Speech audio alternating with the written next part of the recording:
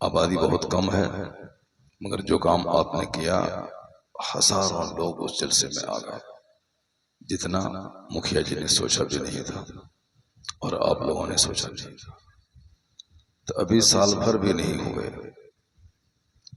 ये एक बड़ा जलसा शहीद आजम कॉन्फ्रेंस, छोटे छोटे गांव में जलसा नहीं हो रहा है, बड़े बड़े गांव में जलसा नहीं हो रहा है। इस इलाके में परोरा, बरभाग, सबूतर, काझा, उधर मिल्की, बेगरम पट्टी, रामपुर, मोगला, डकेता, कुकरौन, कितने बड़े बड़े गांव हैं। जो काम आपने करके दिखा दिया वो काम बड़े बड़े गांव वाले नहीं कर पाए। अल्लाह तबारक व तआला आपके इस जज्बे को सलामत रखे।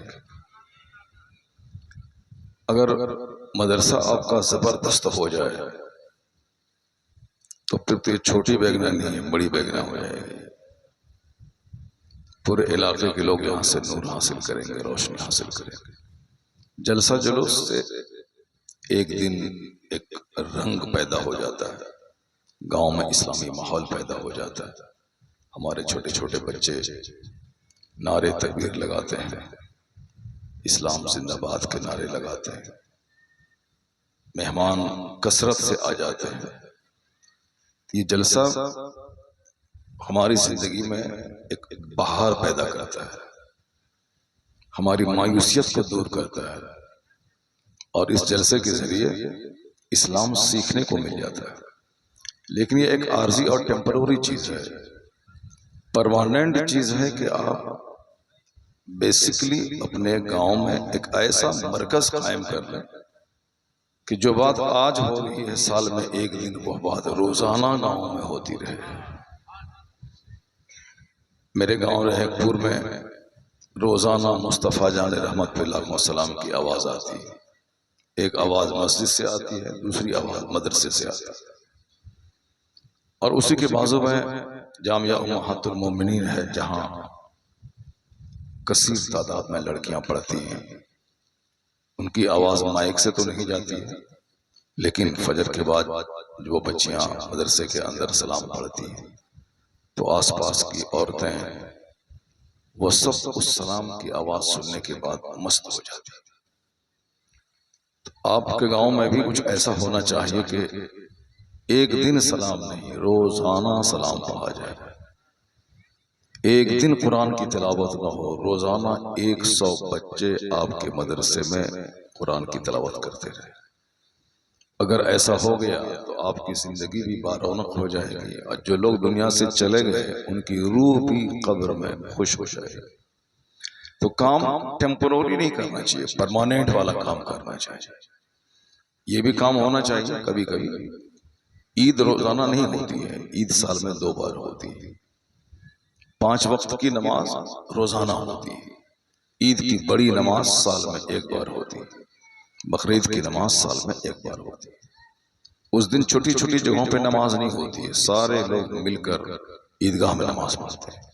क्योंकि वहां सिर्फ नमाज पढ़ना मकसद नहीं है, बल्कि मुसलमानों की यूनिटी का मुजाहरा होना चाहिए, हमारी बड़ी जमाअत का मुजाहरा, हमारे इत्तेहाद का मुजाहरा। गांव से दूर नमाज पढ़ें ईदगाह में, ताकि आसपास के लोग भी जान जाएं कि मुसलमानों के सर पे टोपियां कैसी लगती हैं, मुसलमानों के जिस्म के कपड़े कैसे लगते हैं। गरीब, अमीर, काला, गोरा, किराए वाला, अपना घर वाला, किस तरह एक सफ में खड़े होकर नमाज पढ़ते हैं। एक जबरदस्त मैसेज जाता है ईद और बकरीद की नमाज से। इसलिए छोटी छोटी मस्जिदों में जुम्मा की नमाज कायम ना हो, और छोटी छोटी हर मस्जिदों में ईद की नमाज भी कायम नहीं हो। आजकल हम लोग चूंकि सुस्त हो गए, काहिल हो गए कि कौन दूर में जाए, मोहल्ले में मस्जिद है, यही नमाज पढ़ लो, नमाज तो हो जाएगी। तो हम लोग सिर्फ जायज पे अमल करते हैं, जबकि जो बेनिफिट्स उस नमाज के बाहर पढ़ने में है वो यही है कि गैर मुस्लिमों की नजर हमारी इत्तेहाद पर पड़े, हमारी यूनिटी पर पड़े। कसीर तादाद में मुसलमान जमा हो रहे हैं, तो जो काम गन से नहीं होता है वह काम हमारी जमात से हो जाता है। जो काम बम बारूद से नहीं निकलता है वो हमारी इस नमाज, सजदे और रुकू से निकल जाता है। तो हर नमाज की अपनी अलग अलग क्वालिटीज होती है। तो जलसा जुलूस का अपना एक अलग फायदा है। एक मेहमान किसी के घर में आए तो कई दिन तक बरकत नाजिल होती है, और जहां 10 मेहमान किसी के घर में चले जाए तो मैं तो कहता हूं उसी 10 के सदके में 360 दिन आपका दस्तरखान चमकता रहता है। एक मौलाना किसी गांव में आ जाए, कई दिन तक रहमतों की बारिश हो, और जहां एक दर्जन मौलाना गांव में आ जाए, कितने दिनों तक रहमतें नाजिल होती रही। तो जलसा को हल्के में मत लिया कीजिए कि साहब जलसा एक व्यापार हो गया है, जलसा एक बिजनेस हो गया है, जलसे से क्या फायदा है। जिसका दिमाग उजड़ जाता है वही इस तरह की बातें करता है कि कव्वल ये साहब हज से क्या फायदा है, कुर्बानी से क्या फायदा है, जलसे से क्या, मदरसा से क्या फायदा है। जब कोई अमीर का बच्चा मदरसे में पढ़ता ही नहीं है तो फिर क्या फायदा, मदरसे को बंद कर दिया जाए। अमीर का बच्चा भले ही मदरसे में ना पढ़े, मगर उन्हीं गरीबों के बच्चों की वजह से मुसलमानों का काम चल रहा है। हम काजी कहां से लाएंगे अगर मदरसा ना हो? मेरी जनाजे की नमाज कौन पढ़ाएगा अगर मदरसा ना हो? मेरा निकाह कौन पढ़ाएगा? मेरे मरने के बाद इसाले सवाब कौन करेगा? मेरी माँ और आपके बाप मर जाएं तो फिर आप कहां से बच्चे लाएंगे?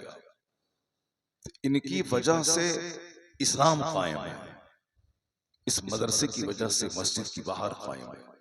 तो मदरसे को आप हल्के में मत लें कि मदरसा कायम करने से क्या होता है। मदरसे का इतना बेनिफिट है कि आज दुनिया में अगर इस्लाम जिंदा है तो इसी मदरसे की चटाई का नतीजा है।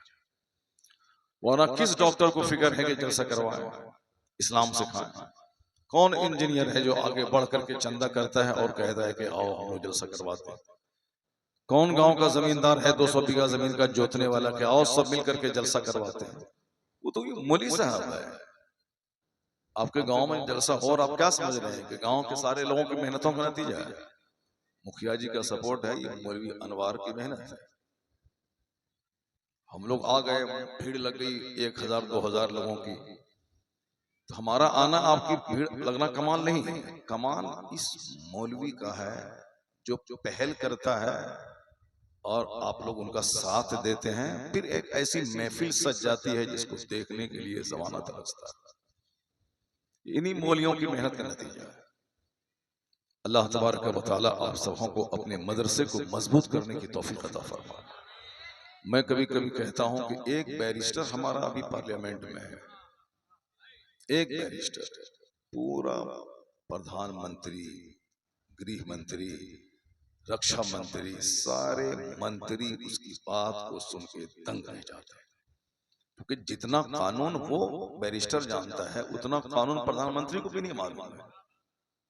प्रधानमंत्री भी नहीं जानते हैं कि किस सेक्शन में क्या है, मगर जब ये आर्टिकल बोलता है कि आर्टिकल फलां, आर्टिकल फलां, आर्टिकल फलां में ये है, प्रधानमंत्री भी घूर घूर के चेहरा देखता है। तो एक बैरिस्टर जब पूरे पार्लियामेंट को हड़काए रहता है, हमारा 10 बेटा अगर पढ़ा लिखा पार्लियामेंट पहुंच जाए तो आप समझ सकते हैं कि हमारे खिलाफ कोई कानून नहीं बना पाएगा। और जरूरत है कि हमारे बच्चे आलिम भी बने, हमारे बच्चे जज भी बने, हमारे बच्चे इमाम भी बने और हमारे बच्चे लायर भी बने। लोग कहते हैं कि एडवोकेट लायर झूठ बोलता है, तो हम लायर बनेंगे, हम झूठ नहीं बोलेंगे। लोग कहते हैं कि साहब फला मौलवी साहब 5000 रुपये महीना कमाता है, उससे बाल बच्चे को कैसे परवरिश करेगा? तो हम छोटा मोटा मौलवी अपने बच्चे को नहीं बनाएंगे, हम बड़ा मौलवी बनाएंगे जो सुबह दिल्ली में रहेगा, शाम कलकत्ता में रहेगा। सरकार ताजुल शरिया भी मौलवी थे, उनके जमाने में बरेली शरीफ में जो अरबपति घराने के मुसलमान थे वो अपने बच्चों को आलिम नहीं बनाया। वो नवाब लोग थे, अपने बच्चों को मास्टर बनाते थे, प्रोफेसर बनाते थे। लेकिन दुनिया का 1 करोड़ प्रोफेसर उस बुलंदी की धूल को नहीं पा सका जिस बुलंदी पे ताजुल शरिया फाइज हो गए।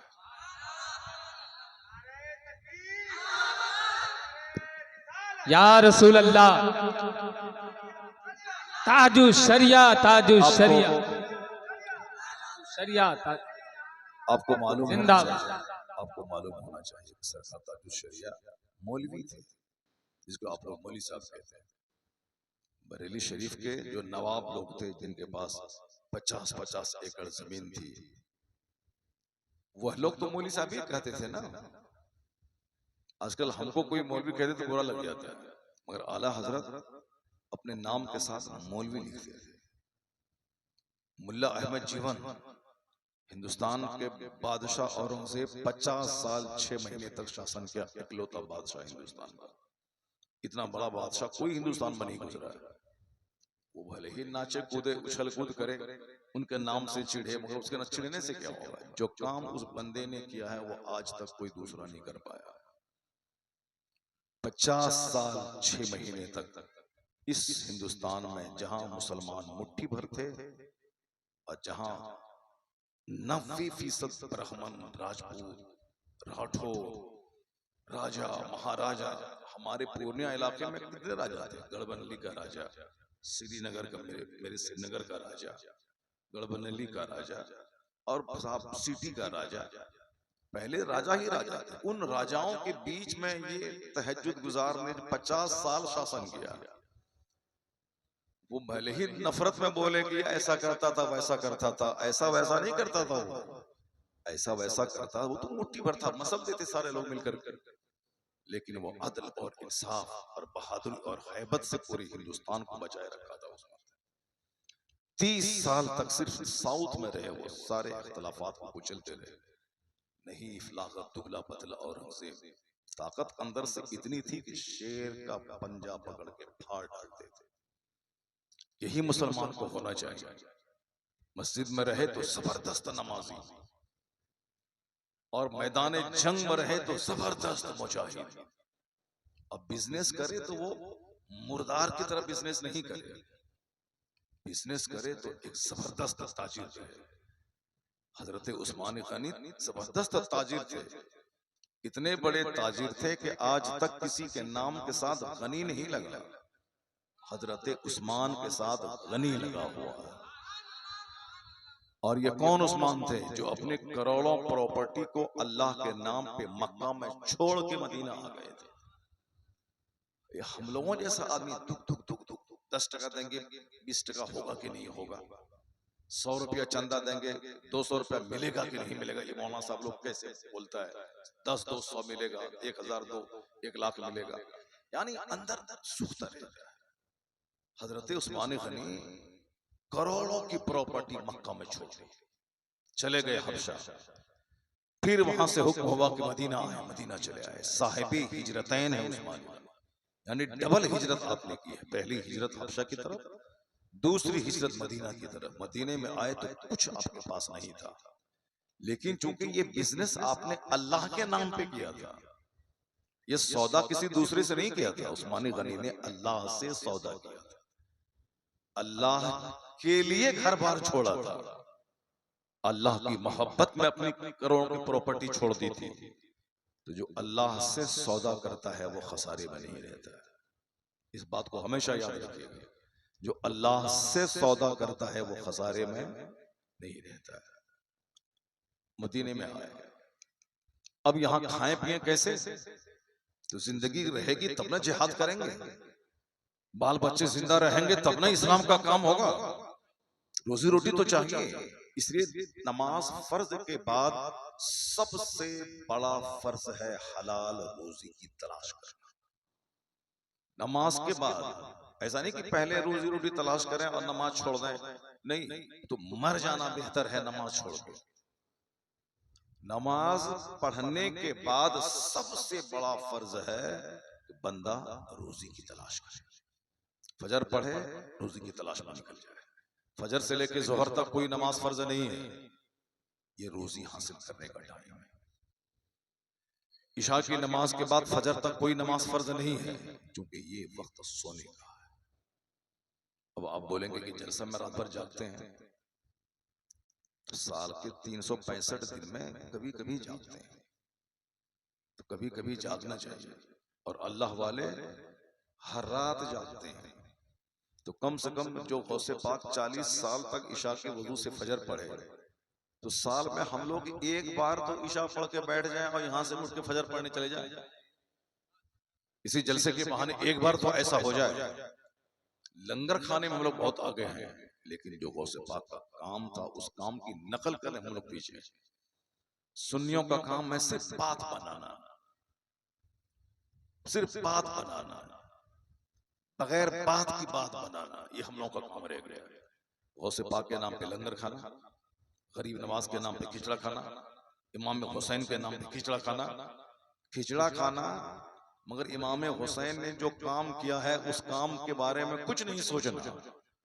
हम लोगों के घर में एसी लगी है फिर भी नमाज नहीं पढ़ते, मस्जिद में 50 फैन है फिर भी नमाज नहीं पढ़ते। साहब होटल में ठहरते हैं वहां फैन है एसी है नमाज नहीं पढ़ते।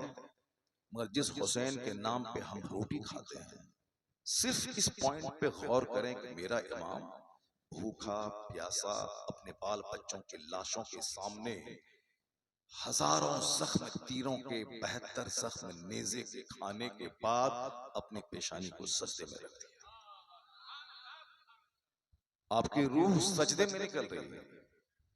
तो अब मुहर्रम की 10 तारीख को डीजे गाजा बाजा नहीं बजाना चाहिए। 10 तारीख को हुसैन का जिक्र सुनने के बाद कसम खाना चाहिए कि मेरा इमाम हजारों जख्म खाने के बाद भी नमाज नहीं छोड़ा, तो हम भी अब नमाज नहीं छोड़ेंगे।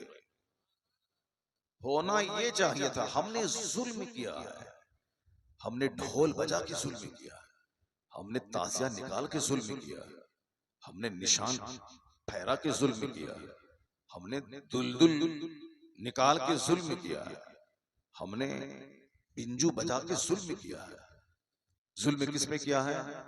इस्लामी तारीख के साथ जुल्म किया है। मुहर्रम का महीना यह है इनकलाब का महीना, यह है शहादत और कुर्बानी के जज्बे को सीने में पालने का महीना, यह एक स्पिरिट, एक जोश, एक जज्बा अपने दिल में पैदा करने का महीना। क्या कहते हैं कि कत्ले हुसैन असल में मरके यजीद है, इस्लाम जिंदा होता है हर करबला के बाद। कैसे? सिर्फ वो शेर बोलने से काम नहीं चलेगा। हर मुहर्रम की 10 तारीख को एक नशा दिमाग पे चढ़ाना है कि हुसैन इस्लाम के लिए गर्दन कटा दी, बाल बच्चे को कटा दिया। हम भी अब जिंदा हैं, अगर वक्त पड़ा तो जान दे देंगे मगर ईमान नहीं देंगे। अगर हिंदुस्तान के 22 नहीं 40 करोड़ मुसलमान अगर हुसैनी जज्बे से सरशार हो जाए तो मुशरिकीन पायजामे में पेशाब करने लगेगा। वो कोई दीन धर्म है क्या जो बंदर चुचंदर सांप सबके सामने सर टेक दे? दीन है ये परफेक्ट, सिर्फ एक खुदाए वाहिद के सामने सर झुकाना और किसी के सामने नहीं। तो ये ज़ेर हो जाएगा। ज़ेर हम हुए हैं उन मुशरिकों की नकल करने की वजह से। वो भी नाचता है, हम भी नाचते हैं, वो भी ताड़ी पीता है, हम भी मुहर्रम में ताड़ी पीते हैं, वो भी कुछ बना करके नाचता है फिर जाके फंसा देता है, और हम भी कुछ बना के नाचते हैं, उसको 10 तारीख को फर्जी करबला में दफन कर देते हैं। वो बोलता है जो काम हम करते हो काम तुम करता है। वो हमारी नमाज से खुश नहीं होता है, वो हमारे रमजान के रोजे से खुश नहीं होता है, वो हमारी तरावीह की नमाज से खुश नहीं होता, वो खुश होता है मुहर्रम के ताजिया के जुलूस से। क्यों? ये जुलूस उनके जुलूस से मेल खा जाता है। हमारी ईद उनके त्योहार की तरह नहीं है। रोजाना 5 नमाज ईद के दिन 6 नमाज, रोजाना 5 नमाज बकरीद के दिन 6 नमाज, रोजाना खैरात करें ना करें ईद के दिन खैरात करें, गरीबों के घर में चूल्हा जलाएं फिर ईदगाह जाए। बकरीद के दिन 1 लाख का बकरा ज़बह करें और 3 हिस्से बांट के गरीबों को देते हैं, एक अपना खाएं एक दोस्त को खिला दें।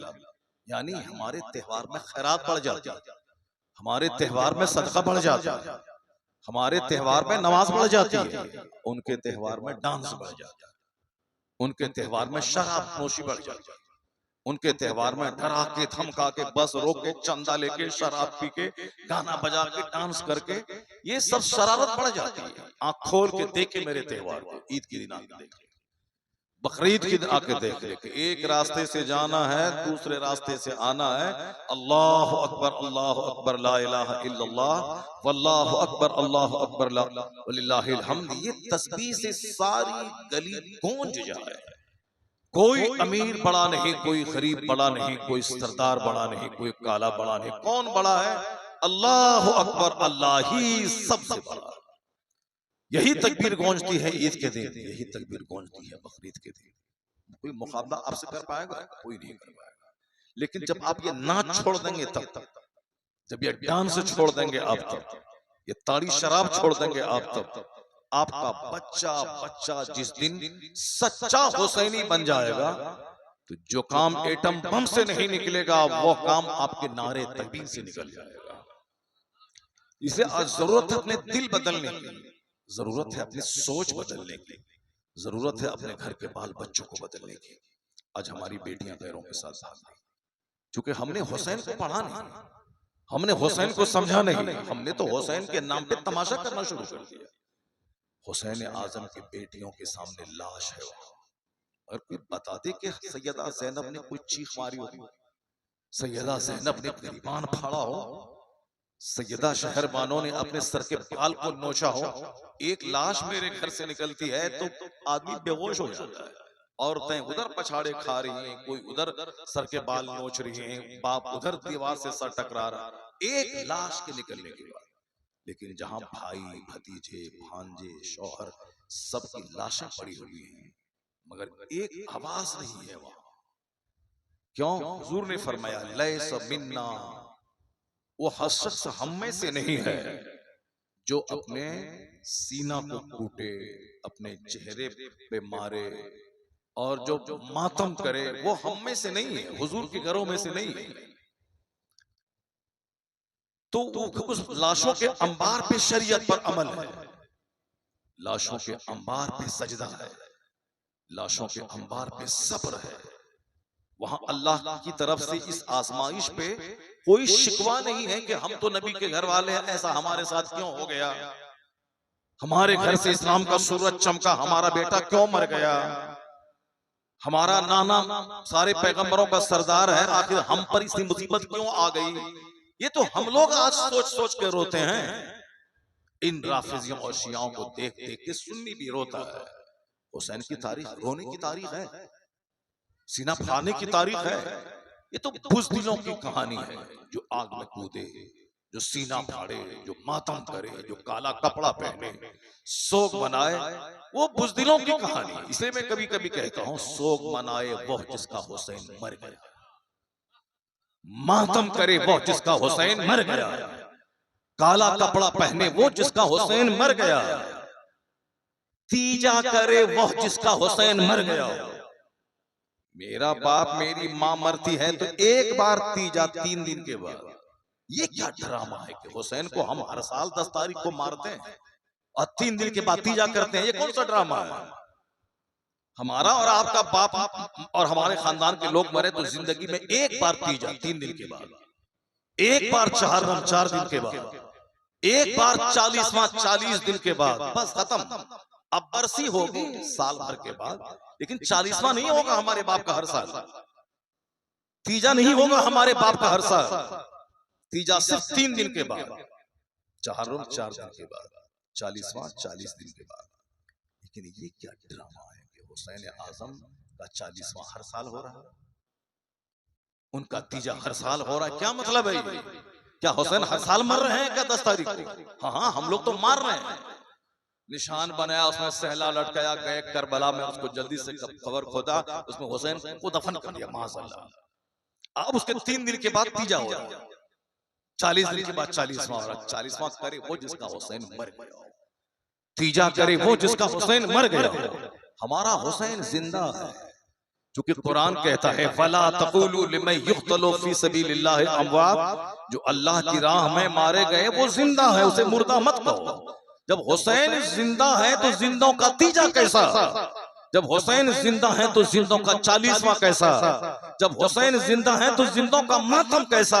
तो मातम हम नहीं करते, हम हुसैन के नाम से रोशनी और स्प्रीट हासिल करते हैं। नारे तकबीर, नारे रिसालत, शहीद आजम कॉन्फ्रेंस, खलीफा हुजूर ताजुल शरिया हजरत अल्लामा मुफ्ती शहरियार रजा कादरी। यही तो मैंने कहा था कि 90% जो काम आप करते हो मुहर्रम के दिन में, वो सारा काम बनावटी मनगढ़ंत। कहां है इस्लाम में ये फर्जी करबला, ये फर्जी इमाम बाड़ा, ये मातम, ये डीजे, ये बाजा, ये साहब ताजिया, दुलदुल वाला, घोड़े वाला। आला हजरत और बुजुर्गों ने लिखा कि करबला की सिर्फ एक कागज की तस्वीर बना दो, बस वही ताजिया। लेकिन हम लोगों ने क्या किया, उसमें दुलदुल बना दिया, 2 कब्र बना दिया। गुजरात इलाके में ताजिया में 2 कब्रें होती है, इधर भी होती है। औरतें जमा होती है ताजिया के पास, कहते हैं ए हुसैन हमको बेटा दे दीजिए, ए हुसैन हमको बेटी दे दीजिए। क्या ये ड्रामा है? हुसैन आजम की नकली कब्र बनाना, उस कब्र के सामने औरतों का जमा हो जाना और वहां मिन्नतें मांगना, वहां पानी, काफिरों और मुशरिकों की तरफ पानी वहां डालना, नारियल फोड़ना। हिंदुस्तान के अलग अलग इलाकों में अलग अलग रस्म है। खुद मेरे गांव में 25 इमाम बाड़ा बनता था, मेरे दरवाजे पे बनता था। मेरी दादी 5 साल की मैं रहता था, मेरी दादी पकड़ के वहां इमाम बाड़ा के पास ले जाती थी और कहती थी हुसैन मेरे बेटा को, मेरे पोता को सेहत दे दीजिए। और फिर मेरे गांव में एक बेनमाजी बुढ़ा था, मर गया हुआ। उस बेनमाजी बुढ़ा को साल भर हाल नहीं आता था, मुहर्रम के दिन में हाल आता था। अब लोग कहते थे हुसैन इस पर आ गए। अब लोग जमा हो गया, कहा हुसैन हमको बेटा दे दीजिए, हुसैन बेटी की शादी करवा दी। क्या जहालत है। और ये मौलवी हाथ में कलम लेके बकवास कर रहा है, बदतमीज। इस्लाम का चेहरा मसक करके लोगों ने रख दिया। हुसैन किस पर आए? वो चरस पीने वाले पर। हुसैन किस पे आया? बैंगना का ताड़ी पीने वाले पर। हुसैन किस पर आया? जो साल में एक दिन नमाज नहीं पढ़ता है। तो हुसैन को और कोई नहीं मिला था, बैंगना का चरसी मिला था। हुसैन को और कोई नहीं मिला था, वो बैंगना का वो साहब ताड़ी और शराब पीने वाला मिला था। क्या ड्रामा तुमने किया। हुसैन को अगर आना ही था किसी के सर पे, तो आला हजरत के सर पे आ जाते, मुफ्ती आजम हिंद के सर पे आ जाते, ताजुल शरिया के सर पे आ जाते। आना ही था तो इस गांव का जो इमाम साहब है मौलवी अनवर, उसके सर पे आ जाते। 5 वक्त की नमाज पढ़ाता। चरसी, बेनमाजी, अफीम, गांजा पीने वाले को अब हुसैन आ गए। अब वो ड्रामा कर रहा है, जाओ तो बेटा हो जाएगा। औरतें सब भीड़ है, हुसैन बेटा, हाँ हो जाएगा, जाओ पैसा लाओ, पैसा लाओ। अब 500 रुपए, 1000 रुपए, जाओ बेटा हो जाएगा। बंबई में ये तमाशा आज भी हो रहा है। हम लोग बंबई में 20 साल तक तकरीर किए हैं, और ये ड्रामा आज भी है, कहीं ज्यादा नहीं कम है। आपको मालूम होना चाहिए कि इस ड्रामे की वजह से इस्लाम बदनाम हुआ। इस्लाम जहालत मिटाने आया, इस्लाम शरारत मिटाने आया। हुसैन ने गर्दन कटा दी शरारत मिटाने के लिए। यजीद की बैअत नहीं की कि हम तेरा जुल्म चलने नहीं देंगे, हम तेरा अत्याचार नहीं चलने देंगे। जिस शरीयत को सिद्दीक, उमर, उस्मान, अली ने जिसकी हिफाजत की, उसे पामाल होने नहीं देंगे। जब तक जिंदा हैं हम जुल्म को परवान चढ़ता नहीं देखेंगे। तेरे हाथ में तलवार है, तू मेरी गर्दन काट दे। मेरे पास दिल है, मैं ये दिल तुझको नहीं दूंगा। मेरे पास ये हाथ है, ये हाथ मैं तुझको नहीं दूंगा। यही तो कहा था यजीद, कैसे नहीं देगा। बाल बच्चे कटेंगे तो हुसैन झुकेगा। लेकिन सारी दुनिया जानती है कि करबला में सारी तकलीफें आ गई, मगर हुसैन झुके नहीं। अपना सर, अपना जमीन, अपना हाथ बचा के दुनिया से चले गए। गर्दन कटा दी मगर उसूल का खून नहीं होने दिया। क्या मतलब? यजीद हुसैन का हाथ लेने में नाकाम हो गया और हुसैन करोड़ों मुसीबतों के बीच अपना हाथ बचाने में कामयाब हो गया। ये है हुसैन। हुसैन की कहानी सब्र की कहानी, हुसैन की कहानी इसार की कहानी, हुसैन की कहानी हजारों दुश्मनों के बीच घिर के खिखियाने की कहानी नहीं, बल्कि बोल्डली बहादुर की तरह शहीद हो जाने की कहानी। शेर की एक दिन की जिंदगी गीदड़ों के 1000 साल की जिंदगी से बेहतर है। मरना तो है, चाहे आज मरे चाहे 1000 साल के बाद मरे, मगर बोल्डली हक बोलते हुए मर जाए। हुसैन आजम की कब्र से आज आवाज आ रही। क्या तमाशा लोगों ने बना दिया। चरस पीना, गांजा पीना। वो तो कहिए कि आला हजरत रजी अल्लाह ताला अन्हो मुजद्दिद बन के हिंदुस्तान में आ गए। आज बंबई में 500 से ज्यादा मजलिसें हो रही। आपके गांव में एक दिन का जलसा होता है, लेकिन पूरे हिंदुस्तान में 10-10, 12-12 दिन के जलसे गांव में हो रहे हैं। मैं जहां बंबई में 12 जलसे पढ़ा हूं एक ही स्टेज पर 12 साल तक, उसी में से टाइम निकाल के मैंने उड़ीसा के एक देहात में 2 साल तक 12 दिन का जलसा पढ़ा है। मैं पानी संडा अजमत भाई जानते होंगे, पानी संडा जैसे देहात में मुहर्रम के मौके पर कंटिन्यू 2 साल तक मैंने 10-10 दिन की तकरीर की है उस छोटे से गांव में। हुसैन आजम की महफिलें हिंदुस्तान में हजारों की तादाद, 10-10 रोजा महफिलें, 12-12 रोजा महफिलें। इन चर्सियों को हटाने, ये पंजा के नाम पे ड्रामा करने वालों को कि कमर तोड़ दी आला हजरत ने, वो रजा के नेज़े की मार है कि अदू के सीने में खार है, किसे चारा जोई का वार है कि ये वार वार से पार है। नारे तकबीर, नारे रिसालत, शहीद आजम कॉन्फ्रेंस, नारे तकबीर। बेवकूफ बोलता है कि आप ताजुश शरिया को वलियों का सरदार कैसे बोल दिया, वलियों का सरदार कैसे बोल दिया। मैं कहता हूं कि हर मुत्तकी आलिम अल्लाह का वली, और ताजुश शरिया के हजारों शागिर्द हैं जो मुत्तकी आलिम हैं, तो इन हजारों शागिर्दों के जो वली हैं उनके सरदार हैं ताजुश शरिया। सुभान अल्लाह। हम कहाँ कह रहे हैं कि ख्वाजा गरीब नवाज के सरदार, हम कहाँ बोल रहे हैं कि गौसे पाक के सरदार, हम कहाँ कह रहे हैं कि साहब वो 100 साल पहले के सरदार। प्रेजेंट में जितने भी उनके वली शागिर्द हैं उन सबों के सरदार है ताजुश शरीया। मगर इस खोपड़ी में बात नहीं आती क्या हुआ, आला हजरत को क्या दिया, आला हजरत ने यही दिया कि आज तेरी मस्जिदें वीरान हो जाती, हर तरफ इमाम बाड़ा दिखाई पड़ता, आज मस्जिदों के मीनार खत्म हो जाते, वहां ताजिया रखा जाता, उस ताजिए के इर्द गिर्द तवाफ किया जाता। लेकिन एहसान आला हजरत फाजिल बरेलवी का है जो 100 साल पहले कहा था ये ताजियादारी हराम, हराम सख्त हराम है। आला हजरत ने 100 साल पहले कहा था जो वाकयात, जो कहानियां मुहर्रम के मौके पे शहादत के नाम पे कही जाती हैं, अक्सर वाकयात झूठे। अक्सर का क्या मतलब होता है 50%, अक्सर का क्या मतलब होता है 40%, अक्सर का मतलब होता है 50+, अक्सर का मतलब होता है 60%। तो आला हजरत ने क्या लिखा कि जो कहानियां बोली जाती हैं शहादत के मौके पर, अक्सर कहानियां झूठी, दुलदुल की कहानी, कबूतर की कहानी, क्या क्या क्या कहानी। आला हजरत ने 150 साल पहले लिखा कि अक्सर कहानी झूठी है। अगर मैंने उसी अक्सर को आज 90% कह दिया, तकलीफ की क्या बात है, नाचने की क्या बात है। सबको मौका मिल गया, नाच रहा है, स्टेज पर नाच रहा है, हम बोलते हैं पूरा हिंदुस्तान मेरी बात पहुंचेगी, बस नाच रहा, ये नहीं पढ़े, वो नहीं पढ़े, आयने क़यामत नहीं पढ़ा, सवाने करबला नहीं पढ़ा, तो तुम नाम जानता होगा, हम तो लाइन बाय लाइन पढ़े हैं उसको। तुम तो नाम सुना होगा, तारीख तिबरी का नाम सुना होगा, तुमने सवाने करबला का नाम सुना होगा, आयने क़यामत का नाम सुना होगा। हमने तो उस किताब को पढ़ा है, और अगर एक बात बोलूंगा तो सीना फट जाएगा तुम्हारा।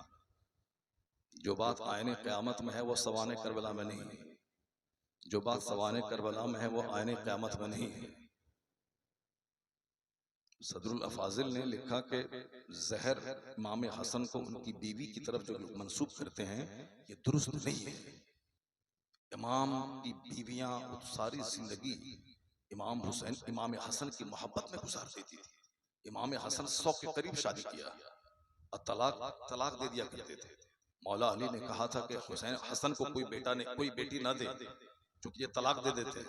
मगर इमाम हसन के बारे में कूफा के लोगों ने कहा कि हम तो अपनी बेटी उसकी निकाह में देंगे, वो चाहे रखें चाहे तलाक दे दें। इमाम हसन से पूछा कि हुजूर अब ऐसा क्यों करते हैं?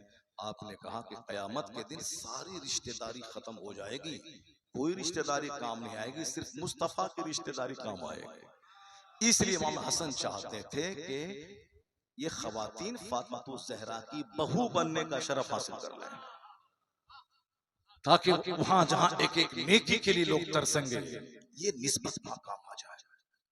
और जिसको आप तलाक दे देते थे वो सारी जिंदगी इमाम हसन की मोहब्बत में गुजार देती थी, नमाज रोजा हज ज़कात में वो नजर उठा के किसी दूसरे को नहीं देखती थी, पाकीज़ा लोग थे। इन मुकद्दस लोगों की बीवी पर यह इल्जाम लगाना कि इन्होंने जहर दिया है इमाम हसन को, ये गलत है। तो हजरत सदरुल अफाजिल ने सवाल करबला में कहा कि ये गलत है, लेकिन आईने क़यामत में हजरत उस्ताज़ ज़बन ने कहा कि इमाम हसन को उनकी बीवी जादा बिन्त अशअस ने जहर दिया है। उनकी तहकीक थी, वो उनकी तहकीक थी, लेकिन इख्तलाफ तो है, इख्तलाफ तो है उसमें। इमाम हसन, इमाम मुस्लिम बिन अकील के 2 साहबजादों की शहादत खुतबात मुहर्रम में तवील है, मगर आईने क़यामत में उसका चर्चा नहीं है, उसका चर्चा आईने क़यामत में नहीं है। इसका मतलब है कि तारीख में जिसको जो रिवायत मिली, जहां तक जिसकी तहकीक जा सकी, उसने अपने हिसाब से लिखा। इसलिए कहानी किस्सा में मत पढ़िए, पढ़िए कि वहां से मैसेज क्या मिलता है, वहां से सबक क्या मिलता है, वहां से हमारे लिए रोशनी क्या मिलती है। इमाम हुसैन कैसे गए, कौन सा घोड़ा था, कहाँ अपने खेमा डाला, फिर वहां से कैसे निकले, कहाँ ख्वाब देखा, कहाँ क्या हुआ, ये सब की जरूरत नहीं। जरूरत है कि हुसैन मदीना से निकले, मक्का गए, 150 से ज्यादा खतूत कुफा से आए, अपने भाई मुस्लिम बिन अकील को तहकीक के लिए भेजा, ताकि कोई कोताही मेरी तरफ से न, कोई हुज्जत बाकी न रह जाए। वहां से खत आया कि हालात बेहतर है, 18,000 लोग आपके नाम की बैत मेरे हाथ पे कर चुके हैं, आप वहां से आ जाएं। इमाम के पास खत पहुंचा, इधर से रवाना हो रहे हैं, उधर कूफा के हालात बदल गए। यजीद का उबैदुल्लाह इब्ने जियाद नामी गवर्नर कूफा आ गया, उसने जुल्म मचाया, मुस्लिम बिन अकील को शहीद कर डाला। मुस्लिम बिन अकील इसी सदमे से निढाल थे कि हम तो शहीद हो रहे हैं, मगर हमने तो खत लिख दिया है इमाम अली मकाम को कि हालात अच्छे हैं, आप वहां से आइए। अब जब मेरे साथ ये हश्र हो रहा है, इमाम जब कूफा आएंगे उनके साथ ये बदअहद क्या सलूक करेगा, ये सदमा लेके दुनिया से चले। ये कूफा के बदअहद बेवफा लोग, वो इनकार कर गया कि हम चिट्ठी नहीं लिखे। इमाम हुसैन जब आए, कहा कि तुम लोगों ने ये खत लिखा है, तेरा दस्तखत इसमें है, कहा हम नहीं लिखे, हम नहीं लिखे। आज लोग कहते हैं कि ऐसा बोल दिया, वैसा बोल दिया, ऐसा हो गया। इमाम हुसैन के बारे में भी लोग बोला था कि फला सहाबी नहीं गए, अब्दुल्ला इब्ने उमर नहीं गए, अब्दुल्ला इब्ने अब्बास नहीं गए। आप क्यों गए? आप गए जैसे गए हैं वैसे समझिए। वो लोग वो कहते थे, यानी उनके जाहिल मौलियों ने फतवा दिया था कि हुसैन आजम का कत्ल किया जाए, क्योंकि बादशाही वक्त से ये बगावत कर रहे हैं, तो बाकी की सजा कत्ल है। यानी वो कहते हैं कि ये बादशाहत के लिए खुरूज किया था। बहुत सारी बातें हैं तारीख में, अलबत्ता मैं इतना जानता हूं कि मेरे हुजूर ने इमाम हुसैन की शहादत की खबर दी है, और 55 ही में इमाम हुसैन की शहादत की खबर आम हो चुकी थी। यहाँ तक कि फरिश्ता करबला की मिट्टी लाके हुजूर को दिखलाया था, और हुजूर ने दिया था। उम्मे सलमा रज़ी अल्लाह ताला अन्हा जो उम्मुल मोमिनीन है, उनको कहा था जिस दिन ये मिट्टी खून में तब्दील हो जाए, उसी दिन मेरे नवासी को शहीद कर दिया जाएगा।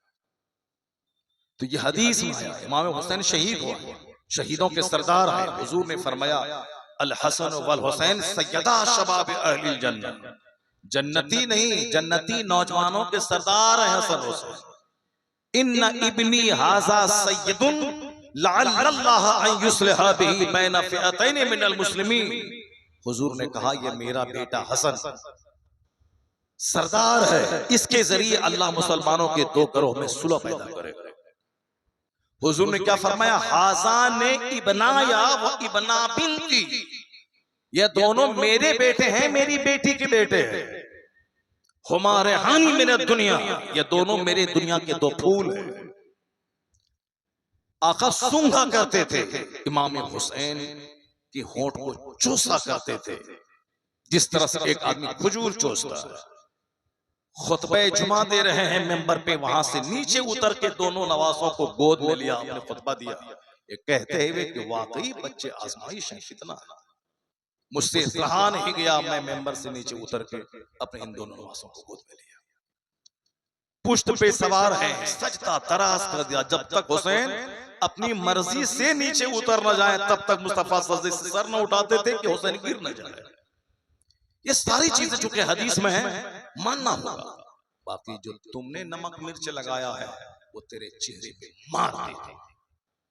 सैयदा सुगरा के झूठे बीमार होने की कहानी, कबूतर के जरिए खत आने की कहानी, मैदान करबला में जनाब सकीना की शादी की कहानी, दुलदुल की कहानी, ये सारी कहानियां रोने रुलाने के लिए राफिजियों ने गढ़ लिया और हमारे कुछ लोगों ने अपनी महफिल में रंग जमाने के लिए उनकी कहानी महफिलों में बयान करना शुरू कर दिया।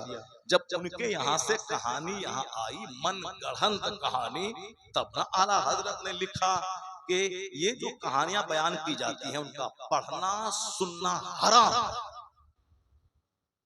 किनका पढ़ना सुनना हराम है? ये गढ़ी हुई कहानी का। ये हमको दिखला रहे आईना की फतवा थे। मुहर्रम नहीं पढ़ा, अल्लामा अरशद ने लिखा है वो नहीं पढ़ा। अल्लामा अरशदुल कादरी ने तो आला हजरत की सैयदों की पालकी को उठाने की कहानी को कितना रंग भरा है, किस कदर जबरदस्त रुलाने वाले अंदाज में उन्होंने उर्दू अदब का मुजाहरा किया है। लेकिन उसके बारे में बेशुमार मुहक्किकीन कहते हैं ये वाकया गलत है। फालतू सब बातें मत किया कीजिए। मारजुन नबुवत कितनी बड़ी किताब है, 500 साल पहले लिखी गई किताब। मगर आला हजरत से पूछा गया तो आपने कहा इसमें रत्बोयाबी सब है। तारीख में गलती हो सकती है मगर हदीस में गलती नहीं हो सकती। तारीख में गलती हो सकती है मगर कुरान में गलती नहीं हो सकती है। तो जो तारीख कुरान हदीस से टकराए उसे फेंक दीजिए और जो कुरान हदीस से नहीं टकराए, सच मालूम हो तो उसे एक्सेप्ट कर लीजिए। जिन लोगों ने तारीख पढ़ी उन खबीसों ने अमीर मुआविया रज़ियल्लाहु ताला अन्हु को गाली दिया और अहले बैत अतहार के कत्ल की जिम्मेदारी हजरत अमीर मुआविया के सर पे डाल दी। सहाबी को जबकि गाली देना हराम है, ला तसुब्बु असहाबी, मेरे असहाब को गाली मत दे। जिन लोगों ने सिर्फ तारीख पढ़ी वो अमीर मुआविया रज़ियल्लाहु ताला अन्हु के खिलाफ कौल फौल बकने लगे, अपने आप को जहन्नमी बनाने लगे। लेकिन जिसने हदीस पढ़ी वो जानते हैं कि सहाबा किराम के दरमियान जो मामलात हुए वो उन सबों का दिल पाक साफ था, खताए इज्तिहादी उनसे हुई, लेकिन सारे सहाबा हमारे लिए काबिल एहतराम हैं और सब के सब जन्नती हैं, सबकी खताओं को अल्लाह ने माफ कर दिया है। इसलिए अगर यजीद ने गलती की है तो इस गलती को बाप पे नहीं मढ़ा जाएगा। यजीद मुजरिम है, अमीर मुआविया उनके बाप नहीं। यहाँ तो घड़ी में घोड़ा हो जाता है। बाप मस्जिद में थे, बड़े नेक थे, हर महीने में 2 खत्मे कुरान करते थे, हर आदमी को सलाम करते थे, हर घर में जाकर के ताबीज लिख के देते थे। लेकिन बाप मर गए, उनका बेटा बाप की जगह इमाम बन गया और उसके बाद ये सिर्फ खाता है सोता है। ऐसा तो होता है नहीं, बाप बड़ा नेक था, बेटा शैतान बन गया। बाप तो अच्छा समझ करके अपना जानशी बनाया कि चलो ये हमारा बेटा इमामत करेगा, लेकिन उनका बेटा बन गया शैतान। उनका बेटा हो गया पैसे का गुलाम, उनका बेटा हो गया नमाज में सुस्ती करने वाला, जमात छोड़ने वाला। तो इसके बाप पर क्या कसूर होगा?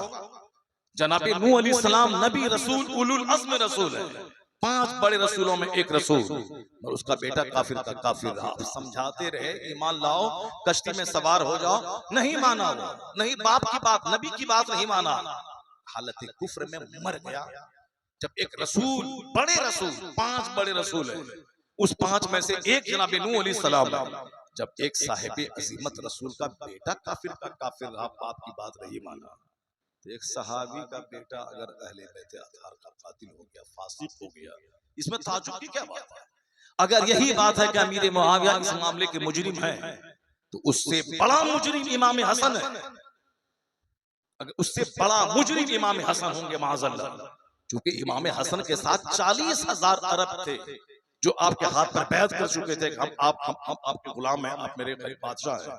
मगर इमाम हसन ने खिलाफत अमीर मुआविया को सुपुर्द कर दिया 3 शर्तों के साथ कि आप खिलाफत दे दी, इमाम हसन मदीना आ गए।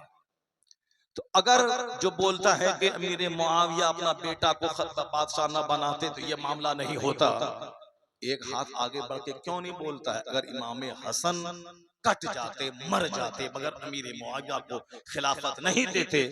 जब वो नहीं देते तो फिर वो अपने बेटे को नहीं देते। इसका मतलब है कि सारे करबला के वाकयात की जिम्मेदारी इमाम हसन पे जाती है, क्योंकि ना ये अमीर मुआविया को खिलाफत देते, ना अमीर मुआविया अपने बेटे यजीद को बादशाहत देते, ना ये वाकया होता। ज्यादा दिमाग मत लड़ाइए। लन युसीबना इल्ला मा कतबल्लाहु लना। इमाम हुसैन से रास्ते में कहा गया था, हुजूर आप लौट जाइए, यहाँ से मदीना चले जाइए, जहाँ जा रहे हैं जो लोग आपको खत लिख के बुला रहे हैं, इन लोगों के दिल में तो आपकी मोहब्बत है, मगर बज़ाहिर वो बादशाह दमिश्क यजीद के साथ वो लोग हैं, उनकी तलवारें उनके साथ है। आपके भाई को दगा दिया इन लोगों ने, आपके बाप को धोखा दिया है इन लोगों ने। क्योंकि हजरत मौला अली कूफा में शहीद हुए थे, हजरत इमाम हसन के साथ जो मामला हुआ वो कूफा में हुआ था। कहा जब आपके बाप के वह लोग नहीं हुए, आपके भाई के वह लोग नहीं हुए, तो आप कैसे होंगे? इसलिए आप लौट जाइए यहाँ से, मत जाइए आगे। इमाम हुसैन ने क्या कहा था, लन युसीबना इल्ला मा कतबल्लाहु लना। कुरान की आयत पढ़ के आपने कहा था कि हमें कोई मुसीबत नहीं पहुंच सकती है, मगर वही पहुंचेगी जो अल्लाह ने मेरी तकदीर में लिख दिया। क्योंकि वहां बज़ाहिर बात कोई नहीं थी लौटने की। इमाम मुस्लिम ने नकील खत लिखा, आप यहाँ से रवाना हो गए। वहां जाने के बाद हालात बदल गए, आपने कहा मुझको वापस मदीना जाने दो। उन लोगों ने बोला नहीं जाने देंगे, रास्ता रोक लिया। 1000 फौज आ गई, रास्ता घेर लिया, नहीं जाने देंगे। कहा खत लिखे थे, कहा क्या बल नहीं लिखे हैं, कहा नहीं लिखे तो अब वापस मदीना जाने दो, कहा नहीं जाने देंगे। तो क्या करोगे? तो अब आप यजीद की बैत कर लीजिए। तब इमाम हुसैन ने कहा नहीं, ये तो नहीं होगा। क्या सोचते हो 22,000 की तलवार घेर करके हम डर के मारे जालिम की बैत कर लें? ये हमसे नहीं होगा। अब तेरी मर्जी में है, जो चाहे तुम करो, मगर मैं अब हाथ नहीं दूंगा। उन लोगों ने सोचा था कि दो चार बच्चा मरेगा तो झुक जाएंगे, पानी पे पहरा लगेगा तो झुक जाएंगे, मगर सारे यजीदी सारी ताकत झोंक दिया, मगर हुसैन का हाथ नहीं ले पाया। हुसैन के बच्चे शहीद होते रहे। हुसैन का हौसला पुख्ता होता रहा कि नहीं झुकूंगा, नहीं जालिम की हिमायत करूंगा। मुसीबतें झुका नहीं सकी, बच्चों की लाशों के अंबार पे भी हक पर डटे रहे, जान दे दी, मगर वचन नहीं दिया, यानी आपने अपना हाथ नहीं दिया। तो आज रिजल्ट क्या निकला? रिजल्ट यही निकला कि आज यजीद मर गया, हुसैन घर घर में जिंदा है। हुसैन की फातिहा हर घर में, हुसैन का जिक्र हर मेंबर पे, मदरसे में जिंदा है हुसैन, खानकाहों में जिंदा है हुसैन, मेहराब मेंबर पे जिंदा है हुसैन। नमाज के अंदर दुरूद भेजा जाता है नबी और आले नबी पे, तो नमाज के अंदर हुसैन, खुतबे जुमा में हुसैन, खुतबे ईदैन में हुसैन, हर पढ़े लिखों की ज़बान पे हुसैन। मकबूल किस कदर है शहादत हुसैन की, हर दिल में जागुज़ी है अकीदत हुसैन की। तन्हा हुसैन लश्करे शामी पे छा गए, छक्के छोड़ा गई थी शुजाअत हुसैन की। देना था खुद खुदा को शहादत का मर्तबा, वरना खुदा न करता हिफाजत हुसैन की। ये तो अल्लाह हुसैन को शहादत का मर्तबा देना चाहता था कि हुसैन हाजी नंबर 1 जो 55 साल की उम्र में 25 हज किया हो पैदल, नमाजी नंबर 1 जो रात रात भर सजदा किया हो, सखी नंबर 1 जो अपनी सारी जायदाद में सुई तक न रखा हो, 2 बार सारी जायदाद खैरात कर दिया हो। सखी नंबर 1, नमाजी नंबर 1, साहिद नंबर 1, मुजाहिद नंबर 1। तो अब अल्लाह ने चाहा कि शहीद नंबर 1 ये हो जाए, इसलिए हालात ऐसे पैदा फरमा दिए कि हुसैन करबला गए, शहीद हो गए। अब हुसैन गाजी नंबर 1, मुजाहिद नंबर 1, नमाजी नंबर 1, सखी नंबर 1, शहीद नंबर 1। सुभान अल्लाह। नारे तकबीर, नारे रिसालत, जश्न शहीद आजम, नारे तकबीर, खलीफा हुजूर ताजु शरिया। देना था खुद खुदा को शहादत का मर्तबा, वरना खुदा ना करता हिफाजत हुसैन। जब बहुत बड़े बड़े वली को अल्लाह ने छुपा दिया, अल्लाह ने नबियों को आसमान पे उठा लिया, तो अल्लाह चाहते तो हुसैन को भी करबला से उठा लेते, मगर अल्लाह ने चाहा कहां? मुस्तफ़ा के सामने जब फरिश्ते ने आके कहा कि आपका बेटा नवासा हुसैन कत्ल कर दिया जाएगा, हुजूर की आंख में आंसू थे। लेकिन आपने ये दुआ नहीं की कि ए अल्लाह इस मुसीबत को मेरे बेटे से टाल दे। नहीं, सैयदा फातिमा को मालूम था कि मेरा बेटा भूखा प्यासा कत्ल किया जाएगा। वो तो रात रात भर सजदा करने वाली थी, मगर सजदे में कभी दुआ नहीं की कि मेरे बेटे की मुसीबत को टाल दे। वो तो हम जैसे बुज़दिल चाहते हैं कि मेरे बेटे को मुसीबत ना आए। वो तो बहादुरों का घराना है। वो तो चाहते थे कि ये मुसीबत तो आके रहेगी। वो दुआ करते थे कि ए अल्लाह, ये मुसीबत जो मेरे बेटे की जिंदगी में आने वाली है, मेरे बेटे को इतनी हिम्मत देना कि 1 इंच पीछे ना हटे, इतनी हिम्मत देना, सब्र देना, मुसीबतों को देख के घबराए नहीं। तो जो दुआ हुजूर ने की वो दुआ कबूल हो गई कि लाशों के अंबार पे भी 1 इंच पीछे नहीं हटे। शहादत का आला मकाम हासिल किया ताकि वो आज कटे कयामत तक के लिए इस्लाम को जिंदगी दी जाए। इस राज से वाकिफ हैं जमाने वाले कि जिंदा है मोहम्मद के घराने वाले। मिट गए मिटते हैं मिट जाएंगे आखिर, शब्बीर तेरा नाम मिटाने वाले। ये है शहादत, ये है कुर्बानी, ये है हुसैन आज़म की अजमत। ढोल बजा बजा करके या हुसैन या हुसैन या हुसैन या हुसैन। ये हुसैन से मोहब्बत नहीं है, वो हुसैन की कुर्बानी का मजाक उड़ाना कुर्बानी है ये जो मैंने बयान किया। अब कोई लुच्चा बोलेगा कि मौलाना साहब को अहले बैत से मोहब्बत नहीं है, इमाम हुसैन से मोहब्बत नहीं है। हम तो 5 साल की उम्र से तकरीर कर रहे हैं, समाज के 10 बच्चों को खड़ा कर देते थे, वहां तकरीर कर देते, हुसैन हुसैन करते थे। उस जमाने में माँ बाप ने घुट्टी में हुसैन की मोहब्बत पिला दिया है, पीरो मुर्शिद ने हुसैन की मोहब्बत घुट्टी में पिला दिया है। आज भी इमाम आली मकाम का चर्चा जब मैं करता हूँ तो वो जमाना याद आता है जब उम्र छोटी थी मगर हुसैन आज़म की पूरी कहानी पे नजर थी। उस वक्त मैं बेजार था इन ताजियादारों से, उस वक्त मुझको बुरा लगता था। हम कभी नाच गा के कभी हमने करबला की कहानी बयान नहीं की। हमेशा यही मेरा दस्तूर रहा शुरू से, जो उसका मैसेज है, जो सबक है, जो मार्गदर्शन है, जो मकसद कुर्बानी है, उसको हम हमेशा बयान करते रहे।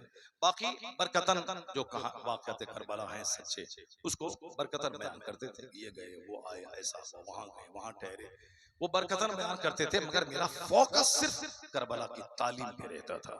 क्या तालीम? बातिल से दब के जीना है तौहीन जिंदगी। नहीं बोलेंगे सुभान अल्लाह? क्या छोटी बगना का नौजवान है यार, बोलो जोर से सुभान अल्लाह।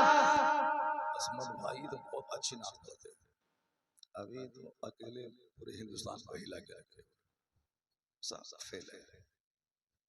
जिसको बड़ा घमंड और गुरूर था कि हम हैं, सब चले गए हाथ से, सब फेल है। इस बंदे ने सबको हिला के रख दिया और हमको इनकी नाच अच्छी लगती है, फायदे से पढ़ते हैं। कुछ बातें हैं जो दूसरे तर्ज पे हो जाती हैं तो उसको छोड़ करके ऐसा नहीं कि 100 में 2-4% ऐसा हो, मगर मैक्सिमम दिल हिला देने वाला होता है। अगर एक बंदा 1 घंटे की तकरीर किया, उस 1 घंटे की तकरीर में एक आध वर्ड अगर कुछ निकल गया तो क्या मतलब, वो सब खत्म हो गया।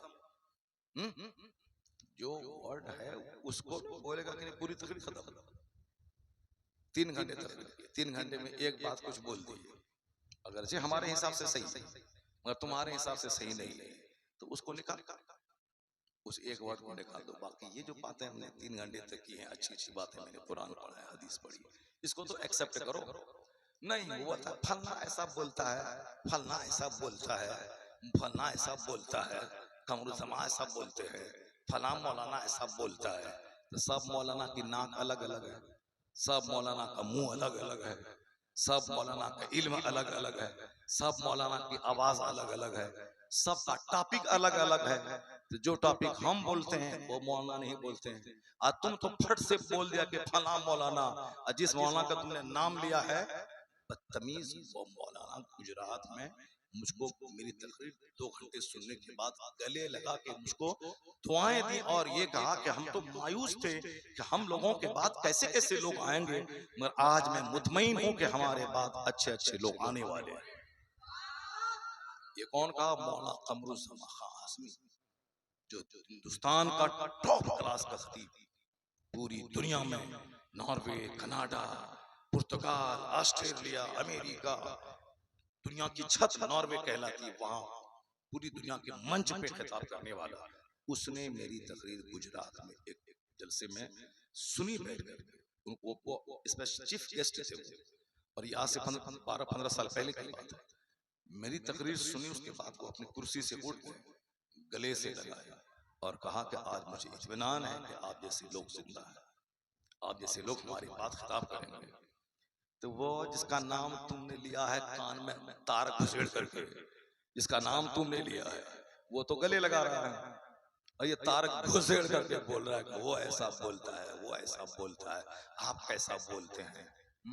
कोई 90 साल जीता था, हम कहाँ से 90 साल जिएंगे।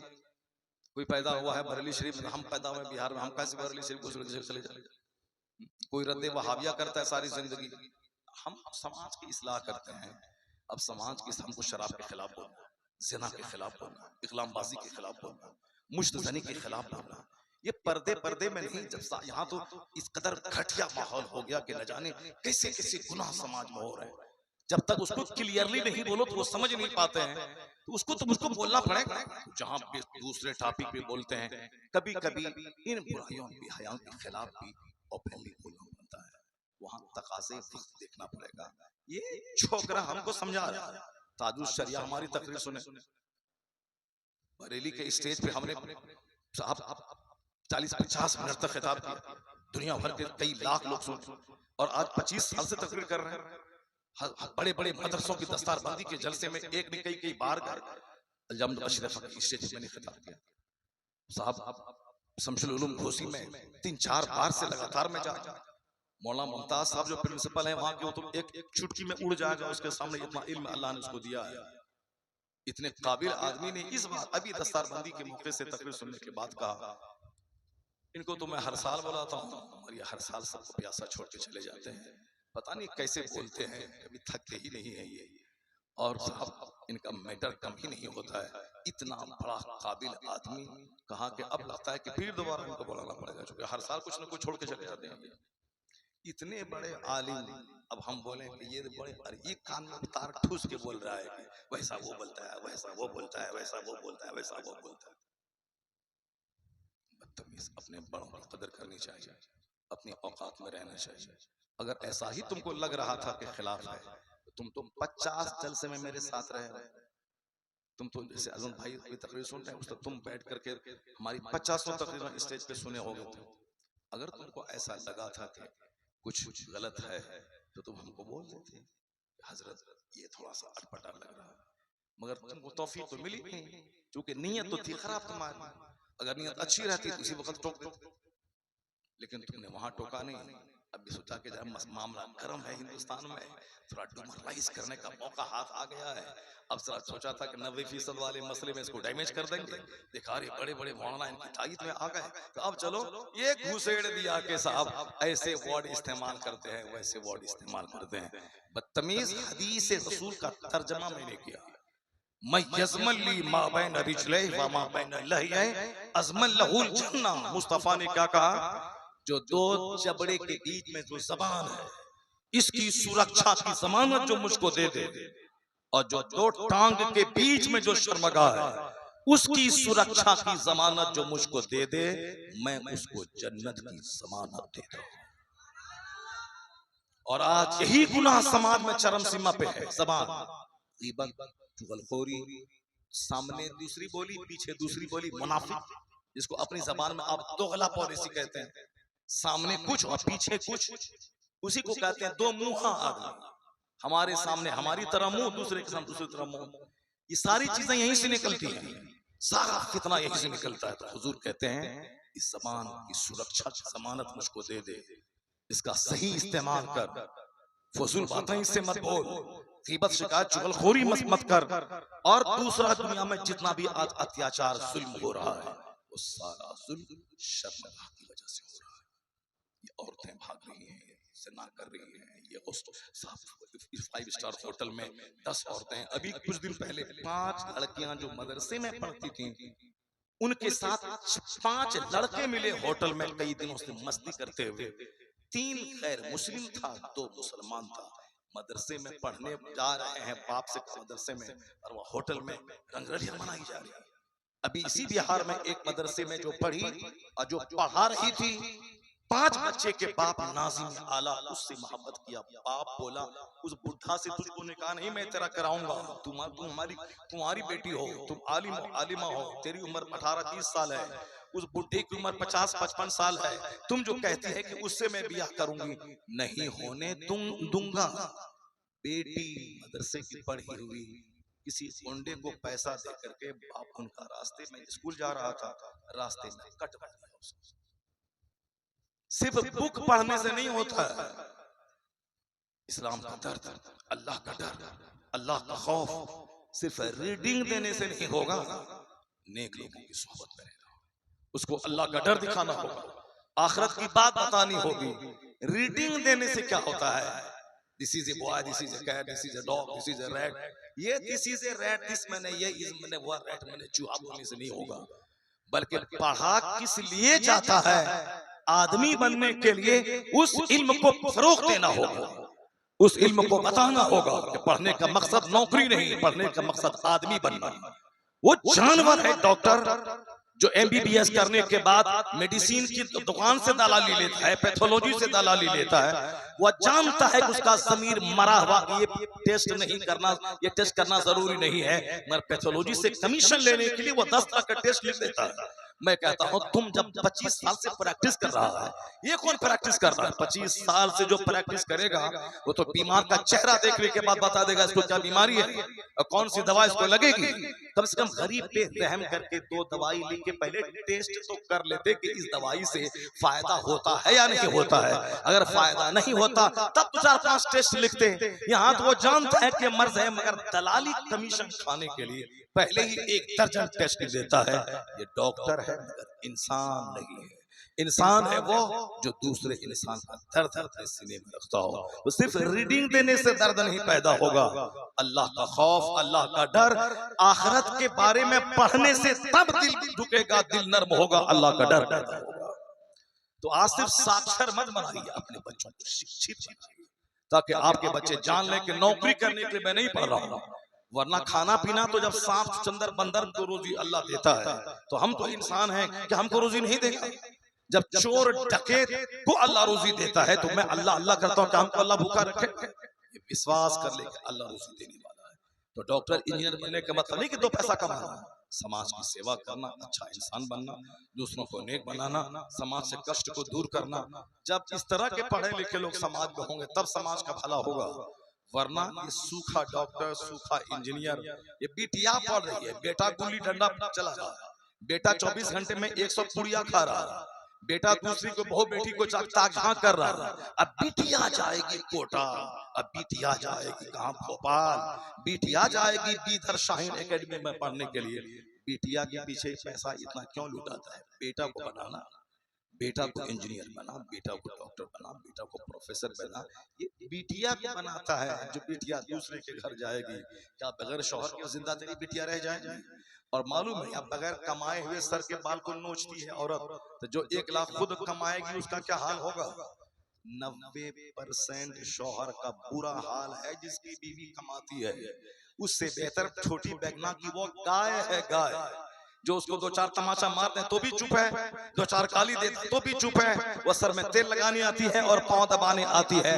वो गाय वो पढ़ी लिखी MBBS से 1 करोड़ गुना बेहतर है जो शौहर को मालिक को मुख्तार समझकर खिदमत करके कनीज़े फातिमा बन के जन्नत जाने का सवाल कर रही है। वो चटक मटक jeans, half pant, shorts, MBBS, सबकी हालत खराब है। इतनी कुटाई करती है बीवी शौहर की, वो शर्म के मारे बोलता नहीं है, बाहर बोलेगा तो सब हंसेगा। घर में दरवाजा बंद करके इतना मारती है कि हाथ पांव तोड़ देती है। क्यों?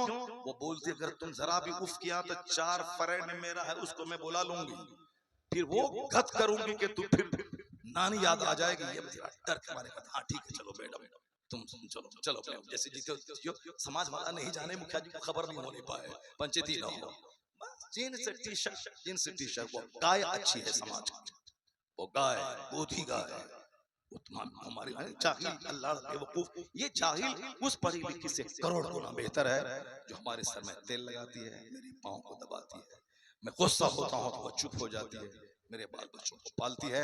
अगर कोई आंख दिखाए समाज का कोई मर्द तो उसकी आंख निकालने को तैयार रहती। खबरदार, ये मेरा जिस्म मेरे शौहर की अमानत है। तुम जैसे भेड़ियों को मैं चारा नहीं डालूंगी। हम रहे दिल्ली पंजाब में, मेरी इज्जत की हिफाजत वो गाय करती है। जीन्स टी शर्ट वही करता है। आओ तुम बाहर से जहां बोले तो अपने फ्रेंड को बुला करके 50 टुकड़े में कटवा के गटर में डाल देती है। और अभी कल का एक कांड है कि उसको टाइल्स के नीचे दफन कर दिया। अभी कल के कांड, एक महीना पहले तो मेरठ में हुआ तो काट काट के उसको ड्रम में डाल दिया। अभी कल परसों की कहानी है कि एक औरत अपने फ्रेंड से मिल करके अपने शौहर को काट करके टाइल्स के नीचे उसको रख दिया। और पढ़ाइए, MBBS, डॉक्टर, बैरिस्टर, बेटों को पढ़ाइए, अपने बच्चों को पढ़ाइए, अपनी बेटी को बाहर शरीयत पढ़ाइए, उसको कानून शरीयत पढ़ाइए, उसको पर्दे में रखिए। वो तो बच्चा पैदा करेगी, चाहे MBBS बने कि हिंदुस्तान की प्रधानमंत्री बने। राजीव गांधी की मां थी हिंदुस्तान की प्रधानमंत्री, संजय गांधी की मां थी हिंदुस्तान की प्रधानमंत्री। बच्चा पैदा करना है, कुदरत का सिस्टम है। मर्द उस काम के लिए नहीं पैदा हुआ। जब औरतों का काम अलग है, मर्द का काम अलग है, तो तू उस पर जुल्म क्यों करता है? उस पर जो तेरे घर में बच्चा पैदा करना है, घर को रश के जन्नत बनाना है, तेरी मुसीबतों को बांटना है, उसके ऊपर में तुमने लोड डाल दिया कि जाओ ट्रक चलाओ, जाओ साहब वो क्या बोलता है, ट्रैफिक पुलिस में चले जाओ। जहानाबाद में ट्रैफिक पुलिस में खूबसूरत लड़की थी, पैंट शर्ट पहने हुए, 3 दिन के बाद पता चला और ट्रैफिक पुलिस नेचर के खिलाफ जो काम करेगा उसको तो तबाही और बर्बादी को मुंह देखना पड़ेगा। खिलाफे पैगंबर कसे रहगुज़ीर कि हर किस बमंजिल में खाहत रसीद। दुनिया वाला नाचे कूदे गाए, हमको से बहस नहीं है, हमें करनी है शहनशाह बता की रजा जोई। वो अपने हो गए तो रहमते परवरदिगार अपनी। इसलिए ए देखना के मुसलमान, मत देखना किसी अमिताभ को, मत देखना किसी क्रिकेटर को, मत देखना किसी धोनी को, मत देखना किसी नेता को, मत देखना किसी चिकनी चपड़ी जींस पहनने वाली खातून को। आला हजरत ने 100 साल पहले कहा था, इनको देखोगे तो परेशान हो जाओगे। बस मुस्तफा को देख, उनसे मोहब्बत कर, उनके घर वालों से प्यार कर, फिर ये बोलना उन्हें जाना उन्हें माना, ना रखा गैर से काम, लिल्लाहिल हम्द में दुनिया से मुसलमान है। अल्लाह तबारक व तआला हमको सबों को अपने नबी से मोहब्बत करने की तौफीक अता फरमाए। नबी के घर वाले सैयदा फातिमा, इमाम हसन, इमाम हुसैन, मौला अली, तमाम उम्महातुल मोमिनीन, तमाम अहले बैत अतहार से मोहब्बत करने की तौफीक अता फरमाए। उनकी जिंदगी से रोशनी लेते हुए एक कामयाब जिंदगी गुजारने की तौफीक अता फरमाए। आमीन। व आखिरु दअवाना अल्हम्दुलिल्लाहि रब्बिल आलमीन। तकरीर तो मैंने कर दी, बम्बई वाली तकरीर, बम्बई और बरेली वाली तकरीर कर दिया मैंने। 1 घंटा हो गया होगा, हाँ 1 घंटा हो गया ना। 1 घंटा तकरीर किया, ये 50,000 नजराने वाली तकरीर है। मगर छोटी बेगना में क्या होगा बस। मगर मैं छोटी बेगना को दो अच्छी का एक पार्ट समझता हूँ, पार्ट है ना। इसलिए जब भी जरूरत महसूस हो, छोटी से छोटी महफिल में आप आवाज दीजिए, मैं जरूर हाजिर हो जाऊंगा। चूंकि मैं रहता हूँ कस्बा में, वहां मेरा मदरसा है, उसी का एक पार्ट है बेगना, छोटी बेगना। मुखिया जी ने जब भी मुझको आवाज दिया, मौलवी अरवान ने जब भी आवाज दिया, मैं हाजिर हुआ हूँ। तो मैं नजराने नहीं देखता हूँ, मैं मोहब्बतों को देखता हूँ। अल्लाह ताला आपके इस गांव को सलामत रखे। अल्लाह ताला आपको इसी तरह हमेशा महफिलें छोटी बड़ी करते रहने की तौफीक अता फरमाए, और सबसे ज्यादा मदरसे को कामयाब करने की तौफीक अता फरमाए, और अपने जमीन, अपना घर मकान सब बेच के अपने बच्चों को आला तालीम दिलाने की तौफीक अता फरमाए। आमीन। व आखिरु दअवाना अनिल हम्दुलिल्लाहि रब्बिल आलमीन।